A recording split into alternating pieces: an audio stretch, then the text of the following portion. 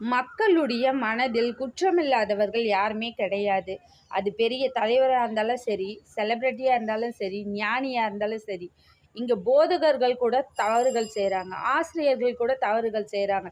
முதலமைச்சர் கூட தவறு செய்றாரு. பிரைம் மினிஸ்டர் கூட தவறு செய்றாரு. எந்த ஒரு மனிதனும் இங்கு குற்றமற்றவன் கிடையவே கிடையாது. அப்படி இருக்கும்போது, ஒவ்வொரு தலைவர்களுக்கும் கட்சி கொடிய தூக்கிட்டு நீங்க அலைஞ்சு உங்களுடைய ஆரோக்கியத்த, உங்களுடைய முன்னேற்றத்த, உங்களுடைய மன நிம்மதிய ஏன் இழக்கிறீங்க? உங்களுடைய குடும்பத்திற்காக மட்டும் நீங்க கஷ்டப்படுங்க. உங்களுக்காக மட்டும் நீங்க கஷ்டப்படுங்க. இங்க குற்றமற்றவன் யாரும் கிடையாது. அனைவருக்காகவும் வாழறவங்க யாருமே கிடையாது. அப்படி இருந்த தலைவர்கள்லாம் அழிஞ்சு போயிட்டாங்க. இப்ப உல்லாசம், கொள்ளை, ஊழல் இப்படிப்பட்ட ஆட்சியாளர்கள் தான் இருக்காங்க. இப்படிப்பட்ட ஆட்சியாளர்களுக்கு நீங்க கடினமா உழைச்சு, கண்டிப்பா நல்ல பேர் வாங்க முடியாது.